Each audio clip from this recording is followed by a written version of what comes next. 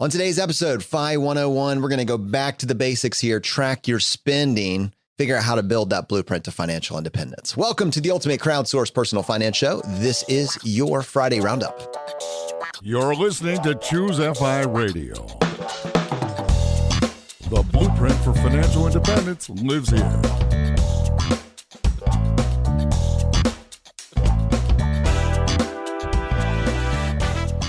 If you're looking to unlock the secrets to financial independence and early retirement, you're in the right place. Stay tuned and join a community of like-minded people who are getting off the hamster wheel and taking control of their lives in the pursuit of financial independence. Choose FI, your home for financial independence online.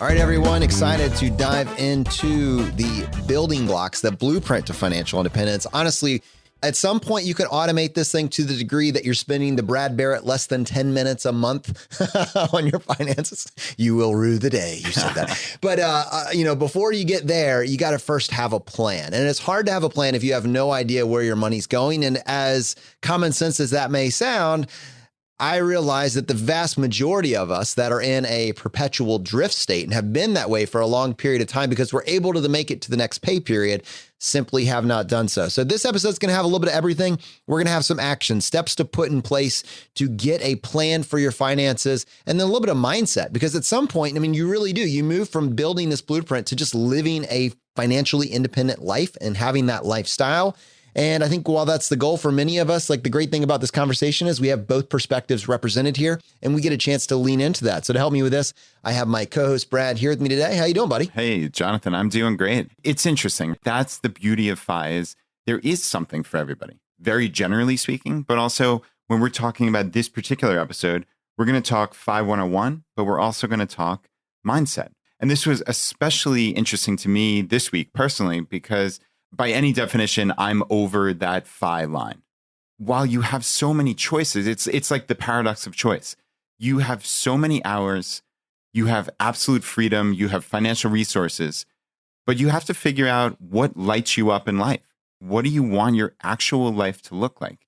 I actually Skyped yesterday with my buddy Brandon from the Mad Fientist, and we actually sadly haven't caught up in probably 9+ months. So it was good to chat with him. And it's interesting how we've both come to the same conclusion for our own lives. And again, this is very, very personal because we know a lot of people who've reached FI who have come to polar opposite conclusions. But for us personally, we love our routines. I've spent all this time and all these years to get to FI. You think there's going to be some drastic change, right? I think a lot of people intuitively think that, right? Like, oh, it's just going to be, I'm going to travel the world and we're going to do this and do that and have all these new experiences. And clearly, new experiences are wonderful. But for me, what I've come to the conclusion is I like my happy little life here in Richmond. Like, I know it's so simple. It just works. Right? And that's the crazy thing. Like Laura and I now, especially my parents just moved down. So we actually have a babysitter for the first time in 11 years. Thanks, Mom. Yeah. Oh, it is a game changer for us. And it's just so wonderful. Laura and I now have Friday night date night, and we just go to a happy hour, right? So of course we can't take the FI out of us. We find these amazing deals like all across Richmond. You know, it's funny actually, because I was talking to Brandon about this, that if Jonathan, you remember when Brandon was on way back in episode 17, I believe. Yeah, we need to have him on again. Yeah, we absolutely do. No question. And he was talking about how he had lived this life of deprivation. And he'd actually gone too far over the line for what made a happy life. And then when him and his wife, Jill, decided, okay, we're going to basically go wild, right? We're going to just kind of change our mindset, at least for a short period of time, just to see what it looks like. They only spent a couple $1,000s extra in an entire calendar year. And yet, go wild. Like that's wild for them. But yet their level of happiness increased dramatically. And Laura and I have seen this, not that we're thinking about the dollars and cents necessarily, but we figure if we go out every Friday, which realistically, when you build in just random plans that you have and travel and all this stuff, if we go out 30 times in a year, it's probably going to be a lot. and we spend $40 each time, that's $1,200. And that's 30 of these wonderful experiences at 30 new restaurants in Richmond for $1,200 a year, which for me at this point, I'm very fortunate that $1,200 is not a move the needle type scenario. It's, okay, this is something we're spending out of value and we're getting a ton of value out of it. So it's just kind of cool to build these little things in. And also now Laura and I go to CrossFit together, which is awesome. She started a couple of weeks ago and we have our little routine. It's built into the calendar. I don't know if you've seen it yet, Jonathan, but on our Google calendar. Have you actually put it on the Choose FI calendar? I didn't yet. But it's coming. Don't you worry. Monday, Wednesday, and Friday, 9:30 a.m. We're at CrossFit. And call it Audible on Sundays too, right? Yeah. If my mom can come over and babysit, we've got Sunday morning too. So, it's funny. While the amazing experiences, right? My family spent this incredible 3-week vacation in Maui. Choose FI had this magical experience at FinCon. Shortly thereafter, I've been traveling to go to these premieres for Playing with Fire. Like all these things, if you look at them, there are these peak experiences.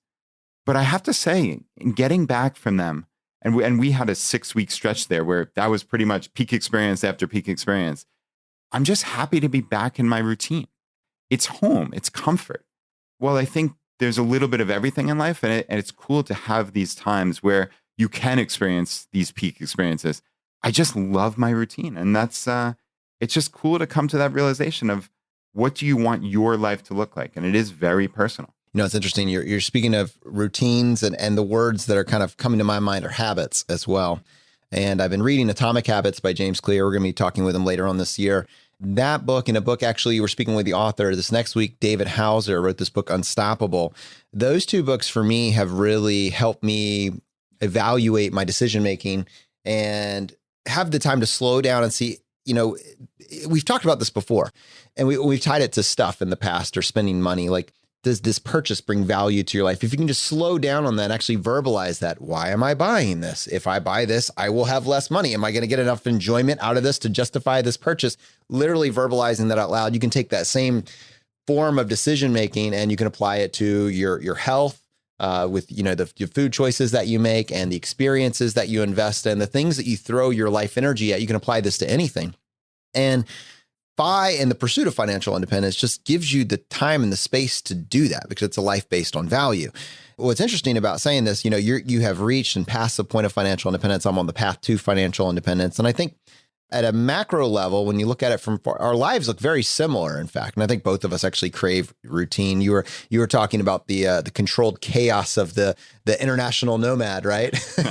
Bryce and Christy Shin lean into that. They love it, man. One bag on their back. They're in a new place every 3 or 4 months. They thrive on it. And for me and you, it's building that routine into our daily lives that then gives us the small sliver of freedom to explore, but allows us to lean heavily on the routines that we've carved out for you. You get to choose. This is a choose your own adventure, and you're not locked in to a nomadic lifestyle or into a suburban lifestyle. You can do whatever you want.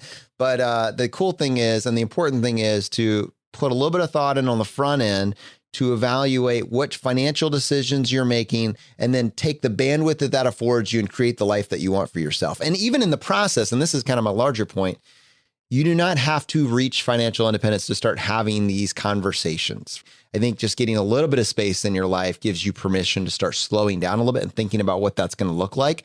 I'm excited that over the next, 5 months or so, we're going to have the excuse to really in-depth explore what it looks like to apply that decision-making framework, obviously to your finances. That's what we're going to do today, but also to your health, to your weight, to your fitness level, to other lifestyle goals that you may have. You can apply this framework to everything in your life. And when you do, it compounds, right? I mean, the benefits are just astronomical. Yeah, they absolutely are. And I think it's applying that level of scrutiny to something that you might not have otherwise ever looked at by creating this space, this financial space where you're not in fight or flight mode all the time, worrying about that next paycheck or am I going to be able to cover the bills? Anywhere along the path, once you have a couple $1,000s in the bank, your life is dramatically easier. And you create that space where you can step back and actually look at your life and determine, what do I want out of this life? And I think that's really crucially important. I know we've mentioned this many times, but we honestly can't mention enough. It gives you that space to step back and just look at life and figure out what is working and what isn't. And I think a lot of this really does come down to habits. And I'd love actually to dive into kind of your story here of how these two books, as you said, Unstoppable and Atomic Habits, are really working. And it reminds me of this quote from Tom Bilyeu from Impact Theory, which is one of my all-time favorite podcasts. He said, "Do and believe that which moves you towards your goal." And that is just such a powerful, powerful thing.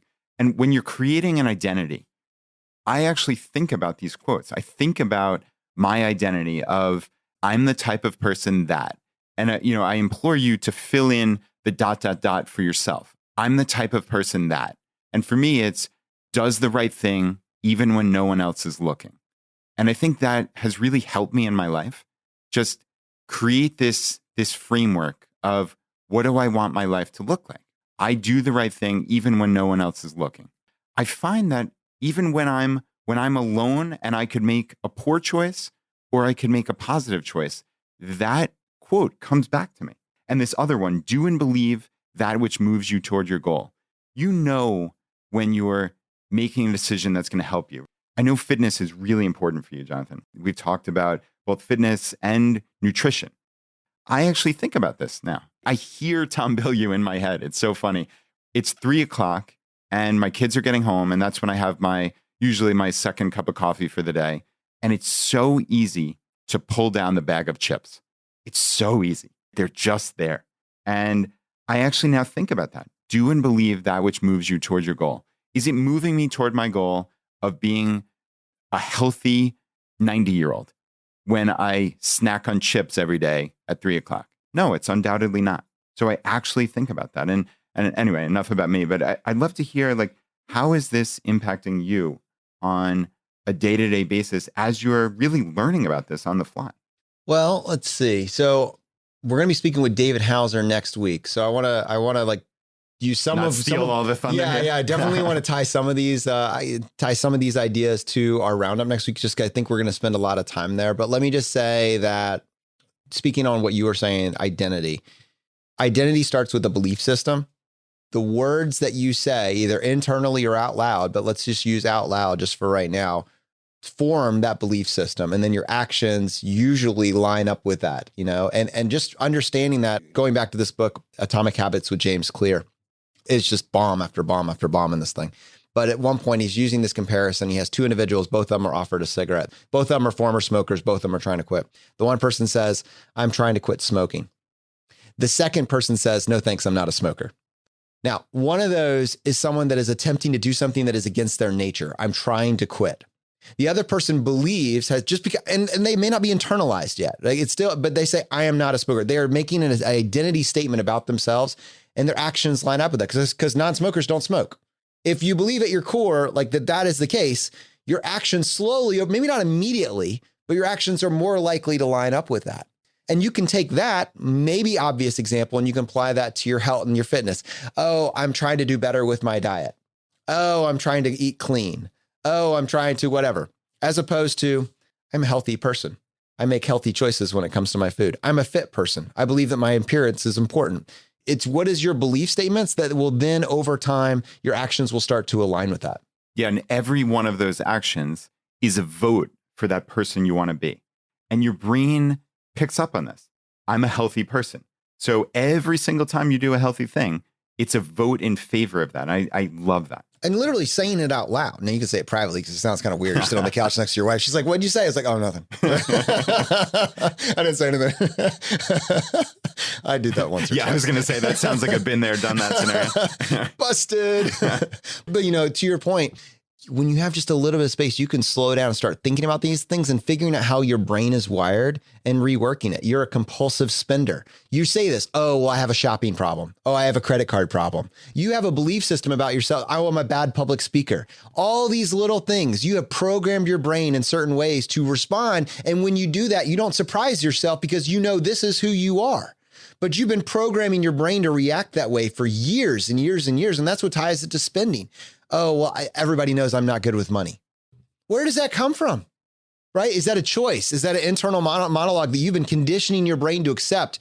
And you could change that if you could just take a step back and say, that was a choice to believe that about myself. And going forward, I'm going to believe something different. I'm going to believe a different narrative that I can take small actions, small choices that will align who I believe I am with my future goals. And then every day you get to make small votes in favor of this future self. Yeah, Jonathan, I love how this really comes back right around to finances, because a lot of it starts with mindset. If we're talking about FI 101, it comes back to building that blueprint for what you want your life to look like. There's no set path to FI. It is truly a blueprint. And we all need to take that step back and figure out, what does that blueprint look like in our own lives? I'd love to talk about, how do we get started with that? So I think for our audience, if we're gonna do this, yes, this blueprint that I want people that are just finding the show, that I want them to incorporate, I think we start with that identity statement, right? Are you here because you feel like you're actually doing pretty good and you're looking for that next thing? Like, do you look at your finances and you're afraid to look? You feel like it's a dumpster fire and you just don't even want to get near it? What is the story you tell yourself about yourself with regards to your financial plan? Just take 5 minutes, maybe over the course of the day, and just air that out loud. Who do I think I am? Not just whatever, but who do I think I am when it comes to my money? Give yourself permission to just say the worst, like whatever pops in your mind. What just came into your mind that you don't realize that's the internal script that you've been following? And then what would a better version of that look like? Yeah. And speaking of old scripts, I think this past episode 150 with Diana, she had this script, this really, as when she looks at it now, this utterly absurd script of wanting to be the highest paid female CEO. There was no there because she didn't want to lead a company. She didn't want to create something visionary. She just had this status goal. And she said, it was merely status. That's what I was after. It was a hollow goal and a pretty immature goal. And she's moved beyond it now. And I think that's beautiful. You have to look at these scripts that are running your life. Why do you think that? Having that little bit of space to take a step back and look at your life. Honestly, it's going to change. If you had asked me 10 years ago, would routine be what I was after in my post-FI life? I would have said, no way. Really? That would have very much surprised me. I would have told myself it was travel. It's funny. Actually, I'm remembering now, even in like episode 3 or 4 of our podcast, you may be even saying that was the goal. Yeah. Like, I want to travel the world in a hotel with one suitcase. Yeah. Oh my goodness, you did. Yeah, I did. When we were recording the episode. Said that. Yeah, it's funny because you're constantly learning about yourself.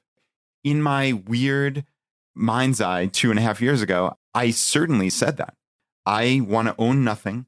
I want to live out of one backpack, basically, and travel. And that would be my ideal world. And I've come to the conclusion based on really looking at what lights me up. And I think that's cool, right? Like, I reached FI at that point, and I still have come to this evolution of where I want to be. And it's going to constantly evolve, right? You have seasons of life. And I think that's beautiful. That's part of living, is determining what is right for me now. What do I think will be right for me? But constantly going back and just applying what you've learned and determining, is this what I want going forward? And I think that's the beautiful thing, is you're not locked in. You're not locked in at all, right? Like, even when you commit to it on a podcast. Yeah, no. I mean, believe me. I mean, I'm not perfect. You're not perfect. We are figuring this out as we go along. This is life. It's funny. Even my internal monologue of, at this point, I'm 40 years old, but I still feel sometimes like that lost little kid just trying to figure it out. And I don't look at that as a negative thing. I look at it as, this is part of the human condition.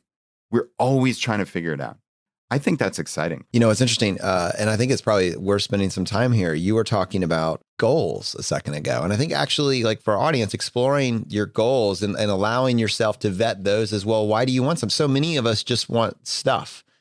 So you could play that. Well, why do you want that? Well, why do you think that is? It's this typical almost shrink methodology where we're going to get to the core of the motivation that's driving you. And I think with many of the goals that I have, like, it may at first sound like stuff or a status or whatever, but usually at the heart of it, if you can get past the many, many different layers, it looks a lot like freedom and autonomy, mastery, purpose. It's some of those, things that we've talked about in the past. it's really important to not stop at that first, what are your goals? And it's also important to not get confused between goals and systems, right?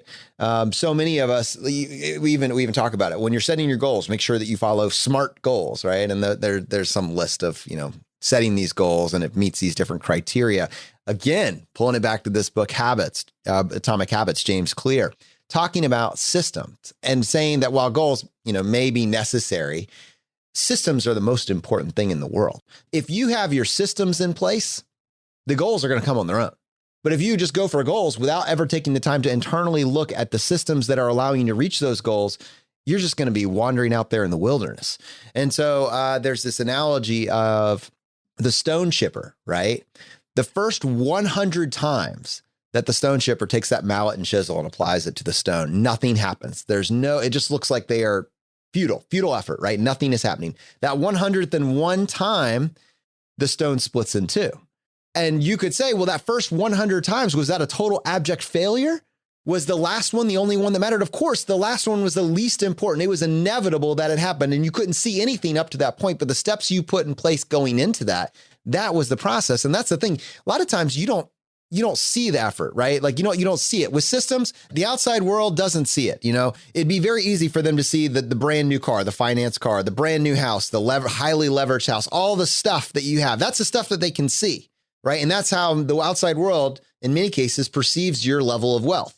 But when you're on this path to financial independence, it's the opposite of that. You have built a system for yourself that allows you to achieve this goal of freedom by creating that space in your life. And you're like that craftsman working on the stone and you're building this, you're just chip at a time. You're working on it. And you're on right now, when you're talking about tracking your spending, literally, you could be hitting that mallet for the first time. And it doesn't even look like it's going to make a difference. But when you start with this FI 101, when you're building this blueprint, you are creating for yourself a plan that will inevitably lead, even though your neighbors may not see it, any change between today and tomorrow, they may not see any change, it's going to lead to your freedom. That's what this is about. That's what this path to financial independence is about. And it's why, while it's fun to talk about capital gains harvesting and tax loss harvesting and backdoor Roth IRAs and all these fun tactics, the system often starts with the simple stuff. And it looks like knowing where your money is going currently so you can make choices to lead that to your future goals. Yeah. And I think it really does start from the most elementary point, which is just tracking your expenses, tracking your income, looking at your net worth and getting it on a piece of paper, right? Jonathan, you would say this is step one for FI 101 for getting that blueprint is you have to understand where you are today. So if you're new to Choose FI, if you're new to the FI movement and you're trying to figure out what is this all about? I think before, like you said, there are all these advanced tactics and they're so sexy and they're only in the FI community would you call any of those tactics sexy, but I agree. They certainly are. But you can't get there right away. You need to just get an understanding of where you are. And for many of you, this will be the first time because you've stuck your head in the sand. Finances are scary, especially when things are not going well. It is scary. You don't want to know. You don't want to think about it. So you stick your head in the sand and you hope you can pay the bills that month. That's not good enough for the long term. It simply isn't. One of the important factors I look at in FI is just being honest with yourself, getting to know yourself. We've talked about this the entire episode here, and it's coming to grips with, all right, these are past decisions. I've made them. They're not coming back. They are sunk costs. I can move forward today, tomorrow, and every tomorrow thereafter with better decisions that's going to lead to a better life. But I need to be honest with myself today. I think that starts with put this all on paper. And you can do it however you want. There are technological ways to do this. There's simple Excel, which is what I use. There's a pen and paper, honestly. But you have to get it down. You need to see it in front of you and say, all right, here's where I am today. And what's the plan going forward? And obviously, you're not formulating that plan on day one, but you're certainly starting. And to me, that starting place is just be honest with yourself and put it in front of you. So let's explore that a little bit further. So we talked about getting it down and regardless of whether it's paper, Excel, Mint, or digital solution, YNAB, these sorts of things. I want to stress why this is so important. I want to use some personal examples, but I want our audience, as they're doing this, to maybe think about what it looks like right now. Like some people, they know they have like less than 10 recurring monthly structural expenses. And others, like you said, are just afraid to look. Even if at one point you were one of those individuals that only had 10, over time, life happens. And if you haven't done this level of forensics, it's incredibly easy not to. And so it's incredibly important to do this. Now, I know accountants in the room may take this for granted. In the room, I wonder who. But I wanted to talk about 2 practical examples that applied to me. So we recently moved from across town, over here. When that happened, now for a period of time, you're running everything in duplicate. The person that is not paying attention, which would have been myself for a little bit, there was a lot going on with the birth of a child, did not realize that I was paying double for trash. So I had waste management on this side of town. I'm still covering apparently for the new people that have moved in on the other side of town. By doing a level of forensics, just going through over the last 90 days and just hitting every single bill that hits my account and just tracking it down. You could do it on paper. I was using Mint and YNAB at the time to do this. And then comparing that with my actual statements, I was able to see that I'm paying duplicate for this county waste. Let me give you another example. This one snuck up on me. So my brother, who's here in the room, is about to and is chuckling in the background. Yep.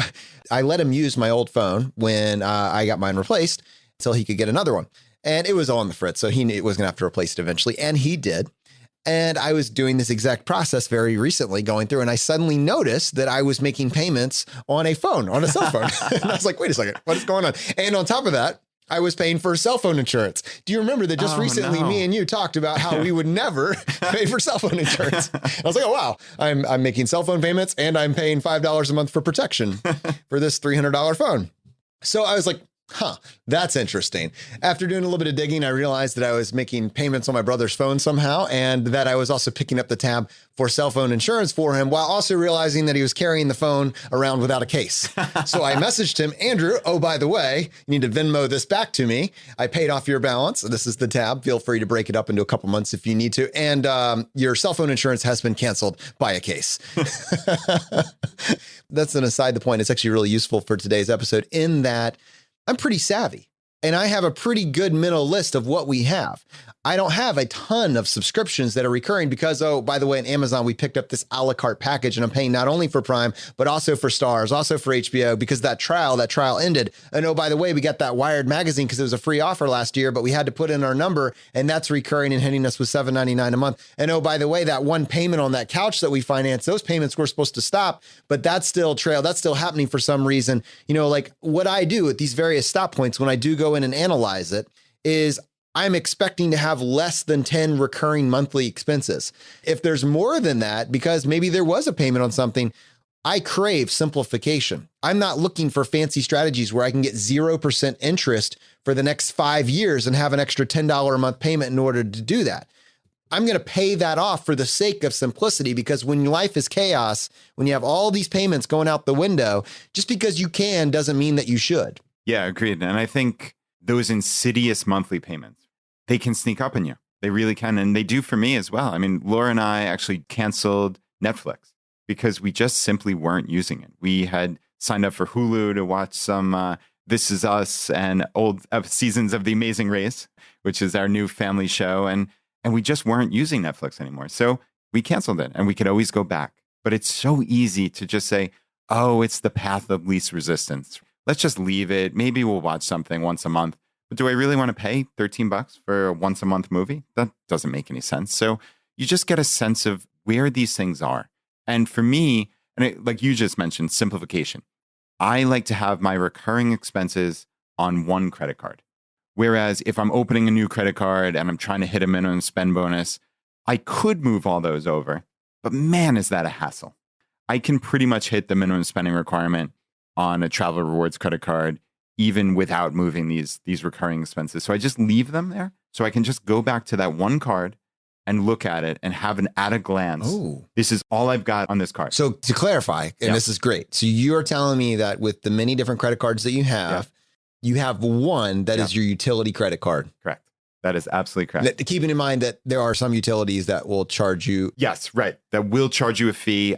One of my guiding lights in life, and actually this is funny because I was going to talk about fees matter. Fees matter. And if you're paying a fee, I don't know that I pay any type of fees at all for any banks, credit cards, for convenience fees, or if you ever see those kind of things, you really need, the alarm bells should be going off of there's probably a better way.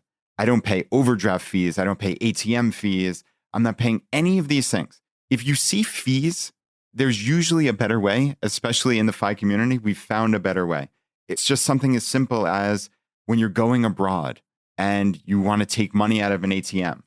Okay, you could just pay the fee like everybody else, or you could open a Charles Schwab checking account and it's free ATM fees anywhere in the world. Just something like that. If you're seeing fees, go to the Choose FI Facebook group and ask a question. Just ask the simple question, hey guys, I'm paying $8 a month in fees on this. What do you do? I think that's the beautiful thing of crowdsourcing, is that there are almost always ways around these. And now, obviously, there's sometimes where you pay very intentional fees. Like I've talked before, I pay annual fees on 1 or 2 credit cards because I've determined, A, I want to keep a Chase Ultimate Rewards card open so I can always transfer points.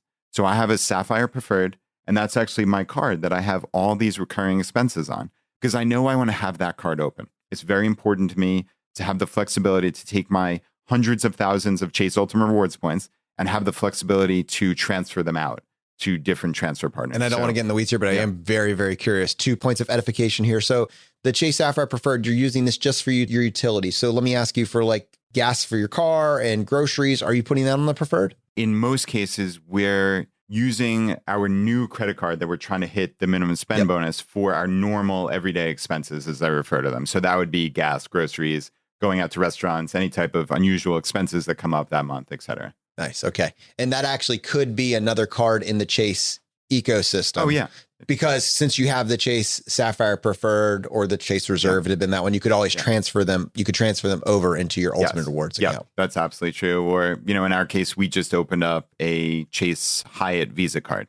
We love Hyatt points. So Laura and I each opened up a Hyatt card, and we've been hitting the minimum spend on that. Okay, great. For context, Brad and I both geek out on travel rewards. We talked about it way back, episode 9 of our podcast. It's a great kind of on-ramp to why this gets so exciting for us. And if you want to find out, you want to actually take a class on this, we set up a free class at choosefi.com/travel.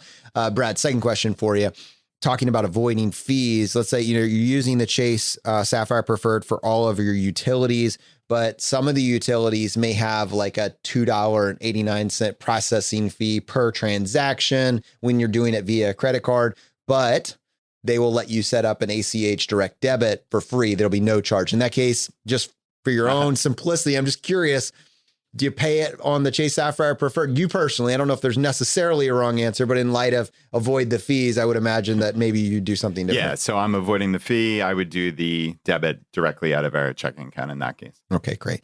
So tracking. All right, so let's work through this. So depending on how you get paid, you may get paid weekly, bi-weekly, 1st and the 15th. Oh, I think I call that bi-monthly, monthly, annually. Wow. That's intense. But, however you get paid, assuming both of us get paid at some interval, monthly or less, you want to know your income for the month. And so if it's you and a partner, you want to add in all those various dates, and that's your inflow. And then as an accountant, you'll want to also know your outflow. Expenses. Expenses. All right. So you want to know your expenses. And if that number, if your expenses exceed your income, it's pretty obvious, but that's a bad sign. Yeah, that is kind of a hair on fire type sign. But I mean, this goes to that little stone chipper idea one more time. When you do that math and you find out that there's a space there, a space between what's coming in after taxes and what's going out, then you're already moving in the right direction. If you had long enough, in an eternity, then even the tiniest little bit of margin would allow you to eventually get to this point. The key, if you want to speed up the point where you're getting to where working is optional, is you need to increase that space. The cool thing is, once we have this information, we have maybe 3 or 4 paychecks a month, depending on how we get paid. We know how much we have coming in each month. And then now we've gone through this exercise of tracking every single recurring structural expense that we have. We have to then handle the variable expenses, like your groceries and gas and that sort of thing. We want to add in these. So we have these structurals, which are more or less fixed. And then we have these variables, which are dependent on choices that you make. At that point, this is where it's really useful to get averages as opposed to just what was it this month? Because really what we want to know is not the cost of your grocery bill, but the cost of your consumption. That's something that you need a couple months. Let's say 1 month you stock up at Costco and that month you're spending $1,200. Oh my goodness. But then the next month you just eat everything that you purchased in Costco, because at Costco it's impossible to purchase less than a 6-week supply. We need a way to average that out. So I feel like 3 months of running this exercise, 1 month gives you 80% of the data. But really, in order to make sure that your numbers make sense, you're going to want 3 months. And 3 months is what I think allows you to project out and say, all right, so over 3 months, we spent this. So our annual expenses likely are this. Yeah, I think that's a good way of looking at it. But I would say, like you said in there, the 80-20. Looking at 1 month. For many people out there, if this is your first time doing this is going to be overwhelming. So when you hear, get a 3-month average and then project out and do all this other stuff, that might get you a little bit nervous. I would say just look at this last month. You can get a sense of roughly if this is a normal month. Did you go to Costco and have that extraordinary expense? All right, then you can pretty much assuredly say that's not going to be my grocery bill for this coming month or all future months. But just get a sense of where you are. I think what Jonathan said is exactly spot on. 3 months would be a wonderful average and would enable you to look forward and say, all right, this is roughly what my monthly expense is going to be for groceries and such. But if you want to just look at that 1 month, if that's going to make you move forward, then do that. And that's sufficient.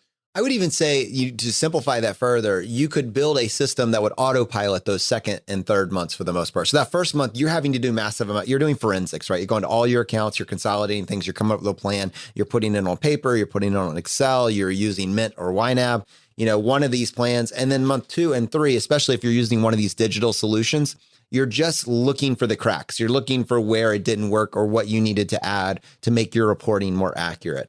And so really, again, it comes down to that first month, that choice that for the next 30 days, we're going to find out what our life actually costs. And then this is where it gets kind of cool. Once you have this is just what it is, you can start bending your budget to your will. And I use the word budget very loosely here. This is not telling you on month 1, this is not telling you that you need to go into deprivation and not spend anything. You literally just want to know where your money is going. It is a form of just saying, here's where we are without judgment. Here's where we are. Month 2 and 3, are you leaning into it and saying, this is where I want my money to go, and making sure that this new system works for yourself? And so when I break my budget down, I'm breaking it down a couple different ways. As the provider for my family, I need to make sure that my family always has this minimum amount in order to cover the obligations that we have committed to. Past that point in time, there is the stuff that generally makes life more comfortable. You can call it whatever you want. This could be the fluff part of your budget. This could be the cush. It could be what, I don't know. You pick a different word for it. I don't have the term yet. I will by next week. At that point, we're wanting to know, aside from these 10 recurring monthly expenses that covers our house and our groceries and our gas and our whatever else, it's the small stuff. It's the saving for Christmas. It's the presents for friends and family. It's the entertainment budget. You don't need Netflix, Amazon Prime, or whatever. These are luxuries that you have built into your life based on, a decision that you made. I love, like you said, Brad, you can reevaluate those. Literally, the only thing keeping us on Netflix right now is my son's watching Llama Llama. I'm currently evaluating whether or not that is worth it to hold on. They say they're bringing back Seinfeld next year. We'll have to see. But right now it's being used for Llama Llama. Doesn't really seem like a good ROI at that particular point in time.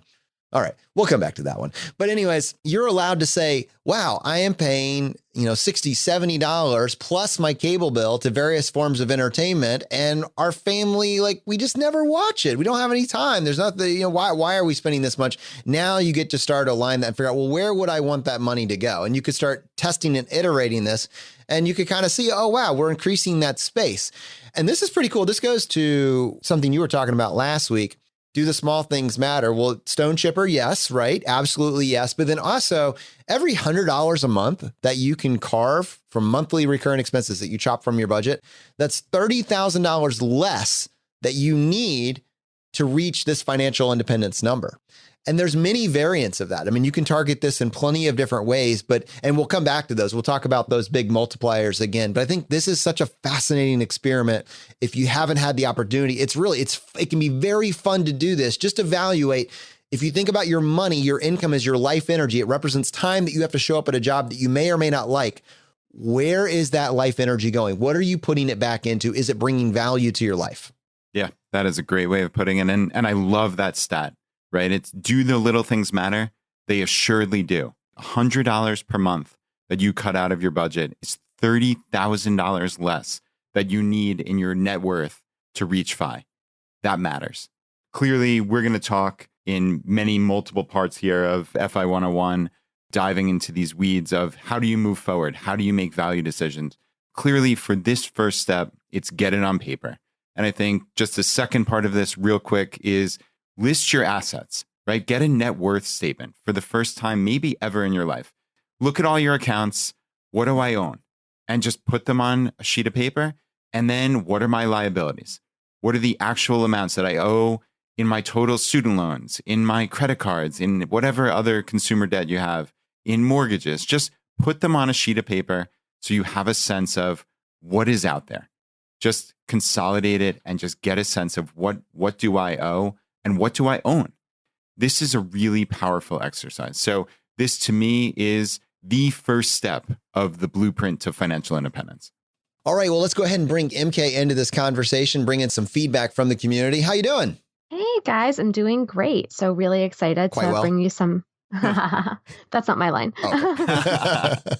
Yeah, so we have some really great feedback from the community. So first I'll go over feedback and then I'll go over some really great wins that we got. So Paul wrote in after listening to the roundup last week where we talked about the really long lasting cars and keeping them as long as possible and not being drawn in by the shiny new car syndrome that so many of us get. So Paul actually wrote in with some feedback on that. So he said, wanted to drop a line in regards to the other listener that sent in the praise for her 1992 Civic.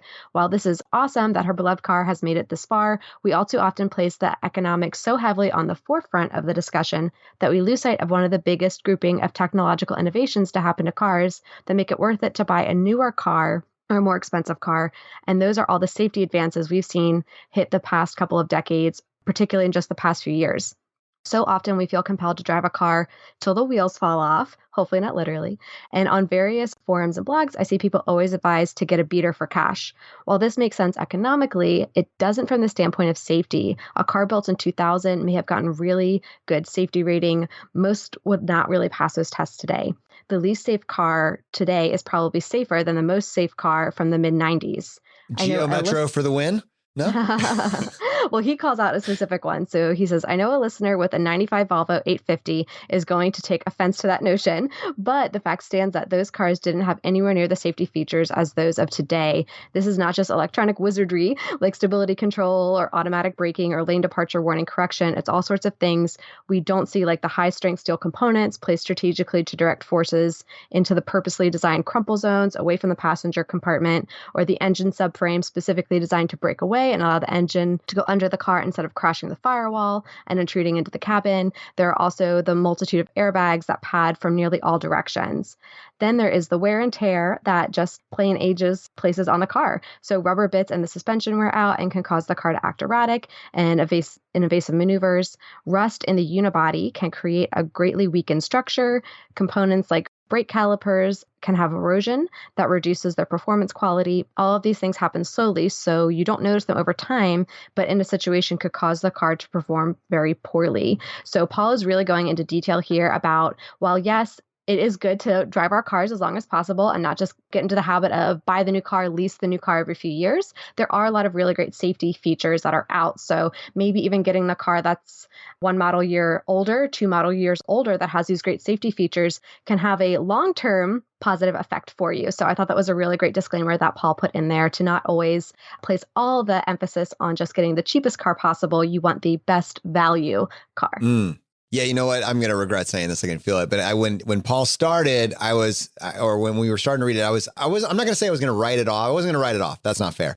But by the end of this message, like, he is making fantastic points. And there is a fine line. I mean, you could make the safest car in the world for $200K. But to his point, Brad, no, I'm not going to put you on the spot. Oh, no.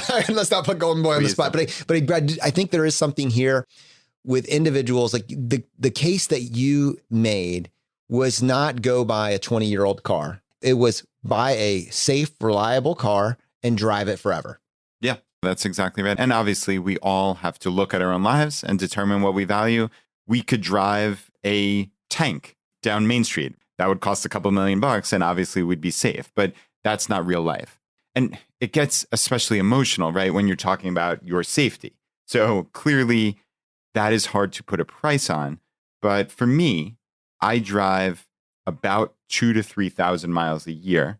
And I look at what are the components of safety for my car. And to me, the vast majority of it is the braking system. So I felt recently, actually, that the brakes were not operating as optimally as they could. So I took them into the shop and I had the entire system looked at, brake pads and rotors replaced. And, that was certainly a couple $100, but that was well worth the money. Did I need them at that moment? No, I definitely did not. That was something that I place value on because even in the 1 mile back and forth to the swim club that I take my daughters to 4 times a week, I want to make sure the car operates safely, obviously. But do I need all these additional features like the lane assist and the auto braking? Probably not for my mile trip. That's what I've looked at. But let's face it, at this point, you have an oversized go-kart. No. Yeah, pretty much. No, just kidding. But I do think there's an individual that probably has a seatbelt that's being held on by like a coat hanger at this point, and they were able to sneak it by safety inspection. No, my friends, let's not do this. I think Paul's making a fantastic point that there is a line at which your safety does matter. What is the point of all the money in the world if you're not alive to use it? You can get a very safe, reliable car for less than 10 grand. It is possible to do it all. And then in that case, now the better question is, well, what are those cars, right?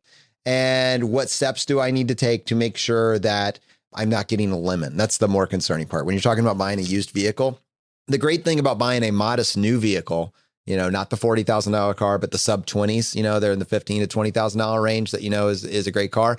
If you do that, at least the owner, what the car has been through, that you've gotten the oil change, you've gotten the brake inspection, like all these various things. You have a lot of information. When you're buying a used car, you don't have as much. That doesn't mean you shouldn't do it. It just means that the questions you need to ask are different. My brother's done pretty well buying used cars, and I think he's driving a relatively new Volvo as it happens right now. And he got it for far less than 10K, far less. And I'm sure that it's going to last longer than any of the cars that I've ever purchased because he kind of went through this process, have a mechanic look at it, know what to look for. When you look in the oil, do you see the metal shavings inside the oil that tells you that there's something wrong with the engine block? I'm using words that I don't really understand. It's probably coming through. But at the same point, if you're going to purchase a new car, there's probably ask a better question, get a better answer. There's a list of questions that you can work through to make sure that you get a reasonable price. And that depreciation curve is brutal.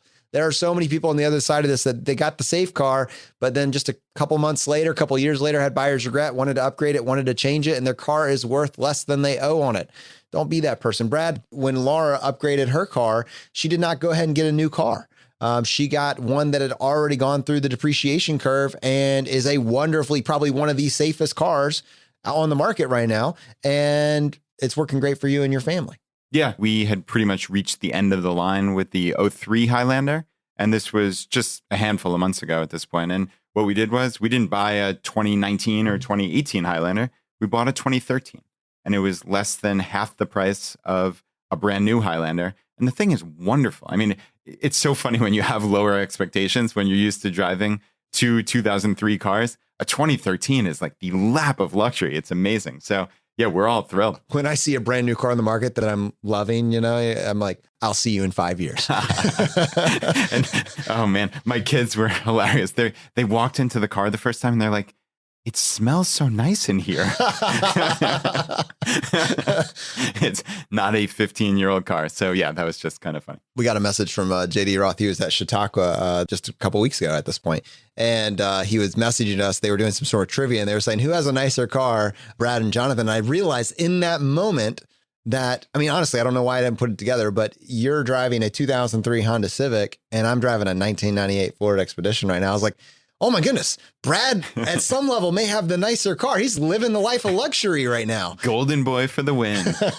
I like it. You know what? But I tell you what, my 1998 Ford Expedition that I got for $1,000, that thing has 150,000 miles on it. And it's going to last forever. And when it needs to be fixed or replaced, it's going to be super easy. It is a tank. It's probably a tank on the roads. And it makes me so happy. Like when I was a kid, I always wanted to have that truck. And I think even in high school, I was visualizing I was going to have that truck with like the lifted wheels or something else. And I even thought at some point when I was a slightly more mature version of myself that I was going to have the new truck that was the $50,000 to $60,000 truck at some point. I visualized that literally having this $1,000 vehicle has probably saved me in present day dollars $40,000 to $50,000 of car payments, and I get so much happy. This is a great phrase that we actually learned from Jeff the Happy Philosopher. He is a physician, and he was talking about the marginal utility of a fork. When it comes to a fork, this is a silly example, but maybe you can follow me on this. You could get a fork for free at the thrift store. You could pay $2 or $3 for a set at Target or Walmart. You could spend $50 to $60 at Crate and Barrel. You could spend thousands of dollars on a pure gold set of forks. But at the end of the day, it just takes the food off your plate and puts it in your mouth. And you imbue these vehicles with so much additional meaning on your status, meaning on like how people relate to you. If you imbue this vehicle with all these other things, that this is my identity, it's probably going to cost you a lot of money, but it really doesn't have to. It's a utility. It gets you from A to B. And to have payments on something that's getting you, from A to B, where B is a job that you barely tolerate, but you have to do to be able to afford the payments, is a really bad trade-off. And it's worth evaluating that and saying, well, what can I do about that? How do I fix this equation? Talking about, the marginal utility, Brad, this also goes back to your goals with Diana in this past week's episode, this goal of being the world's highest paid female CEO. It's truly like, to what end? If your goal is just that, but why that? If at the end of it, you realize it is the freedom that might afford, is there something that would consume less of you to get that? There are so many paths to get the freedom that is afforded by this goal that really you've just bought into someone else's vision. Actually, MK, I'm curious on your thoughts on this. Yeah, it was interesting. And it was really great that she said that it was all about status. When she was growing up, she was told, work hard in school, go to a good college, get a good job to get the status. And I thought it was really great that she owned that, to say, yeah, that was an immature goal because it was all about getting status. It wasn't about what that would bring me, which is the financial freedom and having a successful business that helps people. It was just about status. And when you think about, people identify that with having the brand new car is a status symbol. And I know in my own experience, like my past job, I had a cool job. I was very married to the status and the cool factor of that job. Knowing I was going to be leaving, planning for that, the most work I had to do in preparing to leave that job was learning to not introduce myself as working for that company and getting the status reaction of like, oh, that's so cool. Tell me all about that. It was learning to introduce myself as, hey, I'm an author. Hey, I am an entrepreneur, because there are so many people who can say that. And I knew I was losing the status. So I really related to when Diana talked about the status, because that was my own experience as well. And I think we all have those moments where the goal that's tied to status never works out well. But if it's the goal that's tied to what's behind it, that can sometimes work better. So if the goal is to have the most efficient car on the road, that's the safest, that's what you want, not I want the new shiny toy. Or if the goal is I want to be a full-time entrepreneur, I want to be FI, so I don't have to worry about the financial aspect of taking that leap for a while. That's better than, oh, but I have this really cool title at this really cool job. So I really related to that.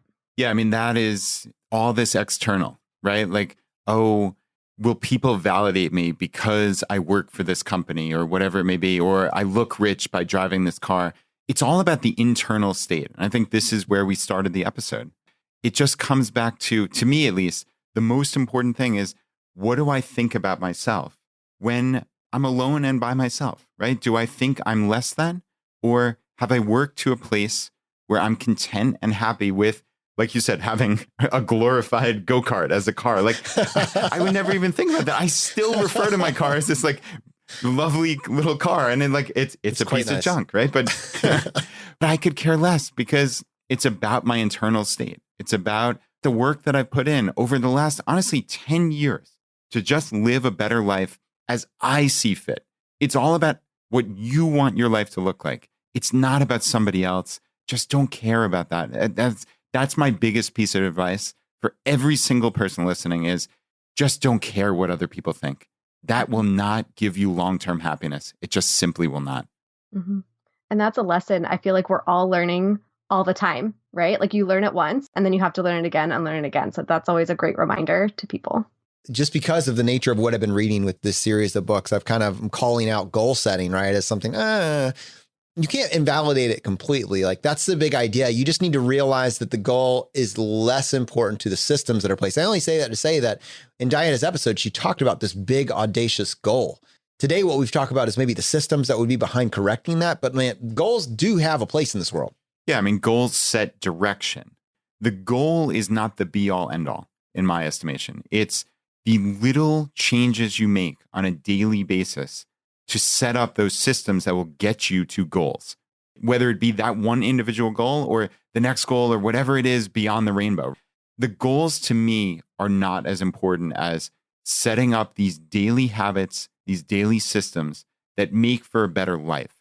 The funny thing actually is James Clear mentioned in his book, Atomic Habits, that he first learned about this from Scott Adams. And it's from that same book where we got the talent stack, which is how to fail at almost everything and still win big. And this is really, it's a brilliant book because he specifically talks about goals versus systems, and he talks about the talent stack. So it's funny how this has become part of the vernacular now for Choose FI and really, I guess, the FI movement.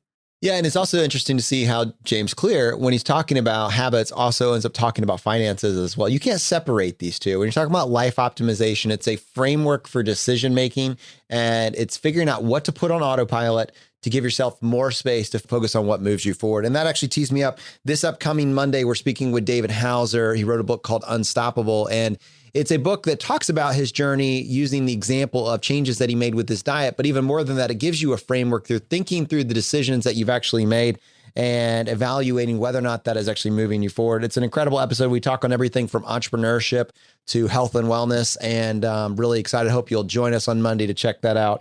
And we'll be speaking with David on Monday. All right. Well, unfortunately, that is going to bring this episode to a close. Now, as you know, we like to finish every episode by doing a drawing for a copy of a book that we have found useful. We are giving away our book right now, Choose FI, Your Blueprint to Financial Independence. Very apt for the conversation today. If you want to win a copy, all you need to do is just go to choosefi.com/iTunes. By the way, a little parenthetical there. Apparently, iTunes finally, they've been telling us that forever they were going to be nuking iTunes and moving to Apple Music and Apple Podcasts. Apparently, with this latest release, they have done so. I may need to tweak that little, iTunes part again. But right now, go to choosefi.com/iTunes. Follow the instructions there. Leave us a short written review. Send us an email to feedback@choosefi.com, letting us know that you left a review and what screen name you left it under. We'll give away one book for every 5 written reviews that we get, and we announce the winner on the Friday Roundup. So, MK, how many winners do we have today?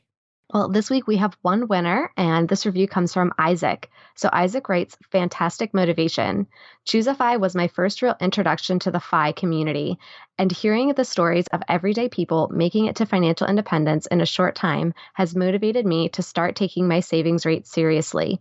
I'm happy to announce that 2 months and 40 episodes of Choose FI has brought my savings rate from around 10% to just under 50%.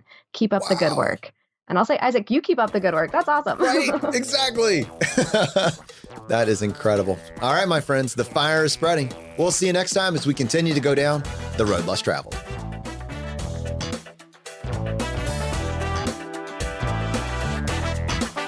You've been listening to Choose FI Radio Podcast, where we help middle-class America build wealth, one life hack at a time.